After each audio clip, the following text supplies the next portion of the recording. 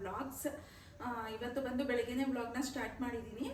ಒಬ್ಬರು ಕಮೆಂಟಲ್ಲಿ ನನ್ನ ಹೇರ್ಸ್ ಬಗ್ಗೆ ಕೇಳಿದ್ರು, ಅದಕ್ಕೆ ಅವ್ರಿಗೆ ಕಮೆಂಟಲ್ಲಿ ಬೇಡ ಡೈರೆಕ್ಟಾಗಿ ವಿಡಿಯೋದಲ್ಲಿ ಹೇಳೋಣ ಅಂತ ಹೇಳ್ಬಿಟ್ಟು, ಹಾಗೆ ಶಾಂಪು ಯಾವ್ದು ಯೂಸ್ ಮಾಡೋದು ಅಂತ ತೋರಿಸೋಣ ಅಂತ ನಾನು ಮೊನ್ನೆ ಅವ್ರಿಗೆ ರಿಪ್ಲೈ ಮಾಡಿರಲಿಲ್ಲ, ಅದಕ್ಕೆ ಇವಾಗ ಹೇಳ್ತಾ ಇದ್ದೀನಿ.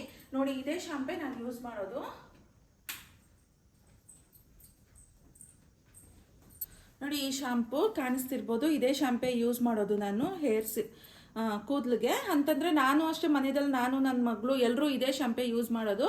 ನಮ್ಮ ಮನೆಯವ್ರಿಗೆ ಅವಾಗಿಂದನೂ ಆಲ್ ಕ್ಲಿಯರೇ ಅವ್ರು ಯೂಸ್ ಮಾಡೋದು. ಸೊ ಅದರಿಂದ ಅವರು ಅದು ಮಾತ್ರ ತಗೊತಾರೆ. ನಾವು ಇದು ತಗೊಂಡಿದ್ದೀರಿ ಅಂತಂದರೆ ಆಫರಲ್ಲಿ ಅಪೋಲೋ ಮೆಡಿಕಲ್ ಶಾಪಲ್ಲೇ ಸಿಗುತ್ತೆ. ನಮಗೆ 2 ಸಿಗುತ್ತೆ, ಒಂದು ತಗೊಂಡ್ರೆ ಒಂದು ಫ್ರೀ ಅಂತ. ಬಟ್ 1000 ರೂಪೀಸ್ ಆಗುತ್ತೆ.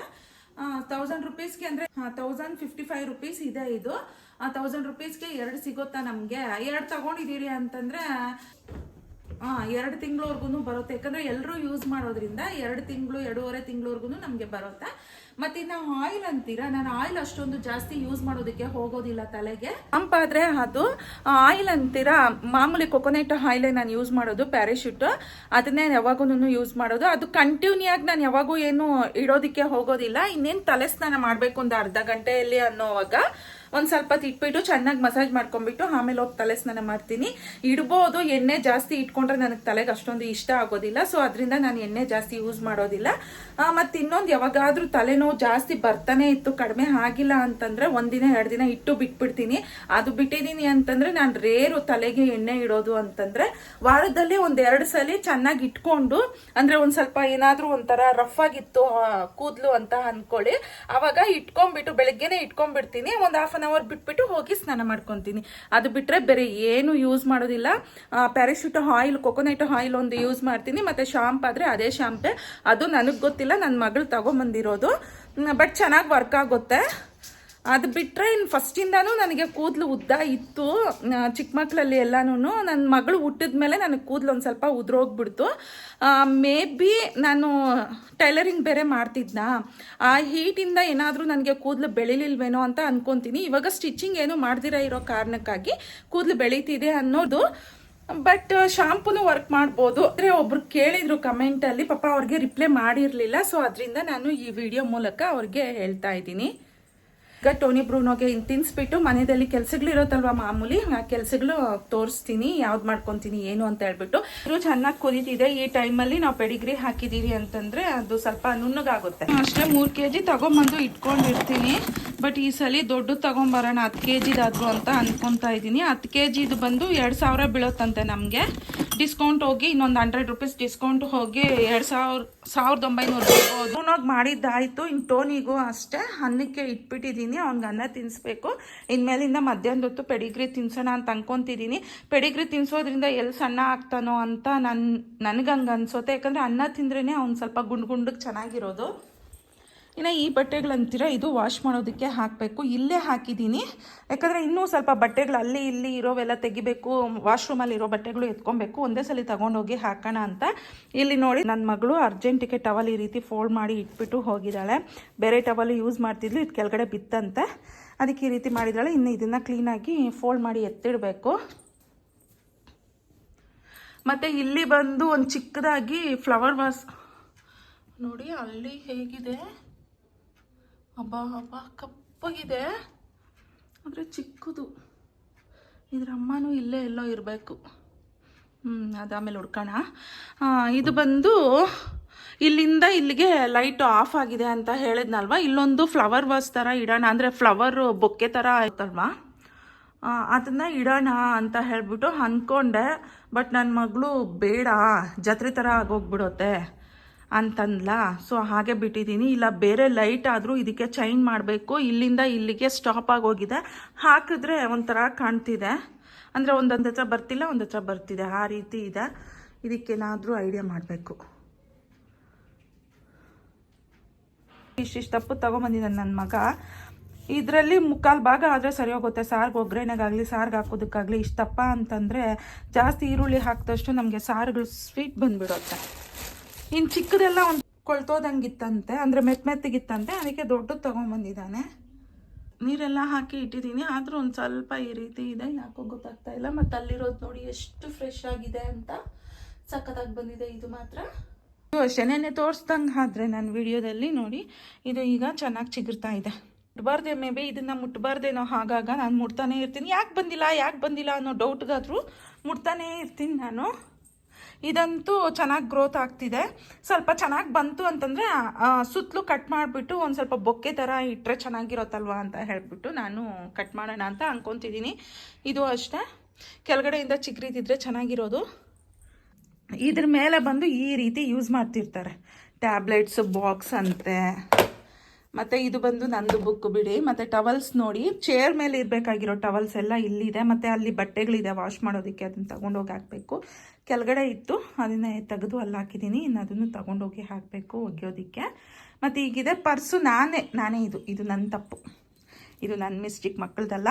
ಪರ್ಸು ನೆನ್ನೆ ಹೊರಗಡೆ ಹೋಗಿದ್ರಿ, ಬಂದ ಮೇಲೆ ತೆಗೆದು ಇಲ್ಲೇ ಇಟ್ಬಿಟ್ಟಿದ್ದೀನಿ. ಯಾಕಂದರೆ ಬಂದ ತಕ್ಷಣವೇ ನಮ್ಮ ಟೋನಿ ಬ್ರೂನೋ ಒಳಗೆ ಬಂದ ತಕ್ಷಣವೇ ನಮ್ಮ ಟೋನಿ ಬ್ರೂನೋ ಏನು ಮಾಡ್ತಾರೆ, ಬಂದು ಜಂಪ್ ಮಾಡ್ತಾರೆ ನನ್ನ ಮೇಲೆ. ಇನ್ನು ಬ್ರೂನೋನ ಎತ್ಕೊಳ್ಳೇಬೇಕು, ಇಲ್ಲಾಂದರೆ ಅವನು ಒಂದು ಸ್ವಲ್ಪ ಜೋರು ಕೂಗೋದಕ್ಕೋ ಏನೋ ಈ ಸಲ ತೋರಿಸ್ತೀನಿ ನಾನು. ಗಂಟ್ಲು ಒಂಥರ ಆಗೋಗ್ಬಿಡುತ್ತೆ ಅವನಿಗೆ. ಅದಕ್ಕೆ ಟಕ್ಕಂತ ಎತ್ಕೊಂಡ್ಬಿಡ್ತೀನ. ಬಂದು ಈ ಡೈನಿಂಗ್ ಟೇಬಲ್ ಹತ್ರ ಡೈನಿಂಗ್ ಟೇಬಲ್ ಚೇರ್ ಮೇಲೆ ಕುತ್ಕೊಂಡವಾಗ ಆ ಪರ್ಸ್ನ ತೆಗೆದು ಅಲ್ಲೇ ಹಾಕ್ತೀನಿ. ಹಾಗೆ ಇದೋಗ್ಬಿಟ್ಟಿದೆ, ಅದಕ್ಕೆ ಇದನ್ನು ಎತ್ತಿಟ್ಬಿಡ್ಬೇಕು. ಮತ್ತು ಇನ್ನು ಎಲ್ಲ ಕ್ಲೀನಿಂಗ್ ಕೆಲಸಗಳು ಸ್ಟಾರ್ಟ್ ಮಾಡ್ಕೊಬೇಕು. ಇವತ್ತಾದರೆ ಮಾರ್ಕೆಟ್ಗೆ ಹೋಗಿದ್ರಿ, ಒಂದು ಸ್ವಲ್ಪ ಕೆಲಸ ಇತ್ತು, ಅಂದರೆ ಬ್ಯಾಂಕಲ್ಲಿ ಕೆಲಸ ಇದ್ದಿತ್ತು. ಆ ಕೆಲಸನ ಮುಗಿಸ್ಕೊಂಡು ಬರೋಣ ಅಂತ ಹೇಳಿ ಹೋಗಿದ್ರಿ. ಬರಬೇಕಾದ್ರೆ ಬದನೆಕಾಯಿ ತೊಗೊಂಡ್ಬಂದು ಎಣ್ಣೆ ಬದನೆಕಾಯಿ ಸಾರು ಮಾಡೋಣ ಅಂತ ಹೇಳಿ ಇವತ್ತು. ಮತ್ತು ಬದನೆಕಾಯಿ ಹಾಗೆ ಇನ್ನು ಮಾವಿನ ಹಣ್ಣು ಸೀಸನ್ ಲಾಸ್ಟ್ ಆಯ್ತಲ್ವಾ, ಅದಕ್ಕೆ ಒಂದು ಸ್ವಲ್ಪ 3 ಥರದ್ದು ತೊಗೊಂಡ್ಬಂದಿದ್ದೀರಿ. ಮಾವಿನಕಾಯಿ ಸೀಸನ್ ಲಾಸ್ಟ್ ಆದರೂ ಸರಿ, ರೇಟ್ಗಳು ಮಾತ್ರ ಕಡಿಮೆ ಆಗಿಲ್ಲ. ಇದು ಬಂದು 1 kg ಬಂದು 250 ರೂಪಾಯಿ ಹೇಳಿದ್ರು. ಅರ್ಧ kg ತಗೊಂಡೆ ಅಷ್ಟೇ. ತುಂಬ ಸಿಹಿಯಾಗಿರುತ್ತೆ, ಅಂದರೆ ನಾರ್ಕಾಯಿ ಅಂತಾರಲ್ವ ಅದು. ಇದು ಅರ್ಧ kgನೇ 125 ರೂಪಾಯಿ ಕೊಟ್ಟಿದ್ದಾರೆ, 1 ರೂಪಾಯಿ ಕಡಿಮೆ ಮಾಡಿಲ್ಲ ಹುಡುಗ. ಸರಿ ನೋಡೋಣ, ಇವಾಗ ಇದು ಬೇರೆ ತಗೊಂಡ, ಅದಕ್ಕೆ ಅದು ಸ್ವಲ್ಪ ಕಡಿಮೆ ತಗೊಂಡೆ. ಎಲ್ಲ ಜಾಸ್ತಿ ಹಣ್ಣಾಗೋದ್ರೆ ಹುಳ ಬಿದ್ದುಬಿಡುತ್ತೆ, ಅದಕ್ಕೆ ಮೀಡಿಯಮ್ ಅನ್ನೇ ನೋಡಿ, ಮೀಡಿಯಮ್ ಆಗಿರೋದೇ ತಗೊತೀನಿ. ಜಾಸ್ತಿ ಮೆತ್ತಗೂ ಇಲ್ಲ, ಜಾಸ್ತಿ ಗಟ್ಟಿಗೂ ಇರೋದಿಲ್ಲ. ಇದರಲ್ಲಿ ಬಂದು 2 ಥರದ್ದು ಕೊಟ್ಟರು. ಇದು ಬಂದು kg ಒಂದು 3 ಬರೋದು ನೋಡಿ. ಇದೊಂದು kg ಬಂದಿದೆ, ಇದೊಂದು kg. ಏನು ಈ ವೇಡ್ರಲ್ ಸ್ಪೆಷಲ್ ಅಂದರೆ ಇದು ಮರದಲ್ಲೇ ಹಣ್ಣಾಗಿರೋದಂತೆ. ಇದು ಬಂದು ಮದ್ದೇನಾದರೂ ಹಾಕಿ ಹಣ್ಣು ಮಾಡಿರ್ತಾರೇನೋ. ಇದು ಬೇಡ ಅಂದ ನನ್ನ ಮಗ, ಚೆನ್ನಾಗಿಲ್ಲ ಅಂತ. ಬಟ್ ನನಗೆ ಇದು ಇಷ್ಟ ಅಂತ ಇದು ತಗೊಂಡೆ. ಹಾಗೆ ಆಲೂಗಡ್ಡೆ, ಇನ್ನು ಮೇಯ್ನು ಬದನೆಕಾಯಿ ಹೇಳಿದ್ನಲ್ವ, ಅದು ತೋರಿಸ್ತೀನಿ. ಇವಾಗ ಗಿಡದಿಂದ ಕಿತ್ತು ಕೊಟ್ಟಂಗಿದೆ, ಅಷ್ಟೊಂದು ಫ್ರೆಶ್ ಆಗಿತ್ತು. ಇವಾಗೆ ಬಂದಿರೋದಂತೆ,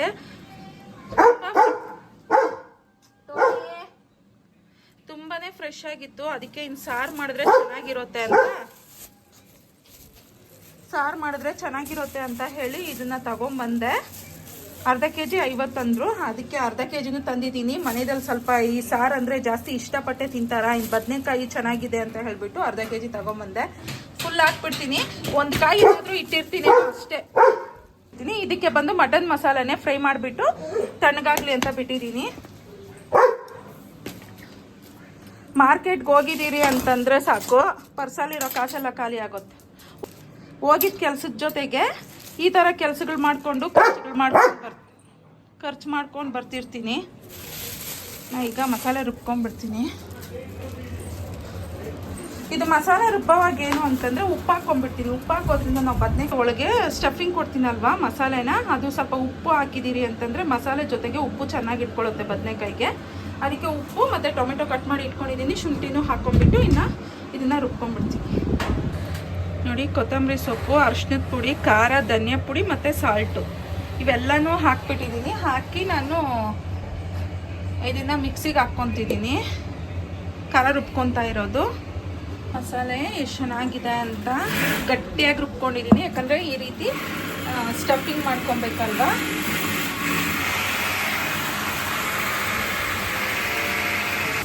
ಬೇನೆಗೆ ಹಾಕ್ಕೊಂಡು ಈ ರೀತಿ, ಅಂದರೆ ಮಸಾಲೆ ಇಟ್ಟಿದ್ನಲ್ವ, ಎಲ್ಲ ಸ್ಟಫ್ ಕೊಟ್ಟಿದ್ನಲ್ವ ಬದನೆಕಾಯಿಗೆ, ಅದನ್ನೆಲ್ಲನೂ ಎಣ್ಣೆದಲ್ಲಿ ಇಟ್ಕೊಂಡ್ಬಿಟ್ಟಿದ್ದೀನಿ.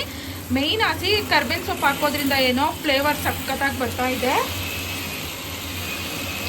ಪಕ್ಕದಲ್ಲಿ ಒಂದು ಸ್ವಲ್ಪ ಸೌಂಡ್ ಕೇಳಿಸ್ತಿದೆ, ಅದನ್ನು ಸ್ವಲ್ಪ ಇಗ್ನೋರ್ ಮಾಡಿಬಿಡಿ.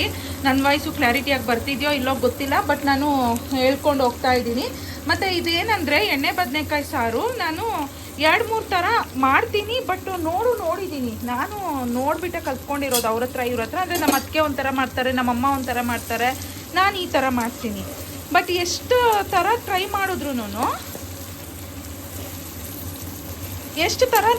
ಮಾಡಿದ್ರು ನಾನು ಈ ಮಸಾಲೆಗೆ ಸ್ಟಾಪ್ ಮಾಡ್ತೀನಿ. ಅಂದರೆ ನನಗಿದು ಜಾಸ್ತಿ ಇಷ್ಟ ಆಗಿದೆ. ನನಗೆ ಅಲ್ಲ, ಮನೆಯಲ್ಲೂ ಅಷ್ಟೇ, ನಮ್ಮಮ್ಮನೂ ಅಷ್ಟೇ ನೀನು ಮಾಡೋದೇ ಚೆನ್ನಾಗಿರುತ್ತೆ ಅಂತ ಹೇಳ್ತಿರ್ತಾರ. ಅದಕ್ಕೆ ಇದನ್ನೇ ಫಿಕ್ಸ್ ಆಗಿಬಿಟ್ಟು ಇದೇ ಮಸಾಲೆ ಇಟ್ಟು ಇದೇ ರೀತಿನೇ ಮಾಡೋದು. ಎಣ್ಣೆ ಬದನೆಕಾಯಿ ಸಾರು ಅಂತ ಹೇಳ್ತೀರಿ ನಾವು. ಎಣ್ಣೆ ಬದನೆಕಾಯಿ ಸಾರು ಹಾಕಿರೋದ್ರಿಂದ ಎಣ್ಣೆದಲ್ಲೇ ಇದು ಫ್ರೈ ಆಗಬೇಕು. ಮೋಸ್ಟ್ಲಿ ಅದಕ್ಕೆ ಆ ಹೆಸರು ಬಂದಿರೋದು ಅಂತ ಅಂದ್ಕೊತೀನಿ.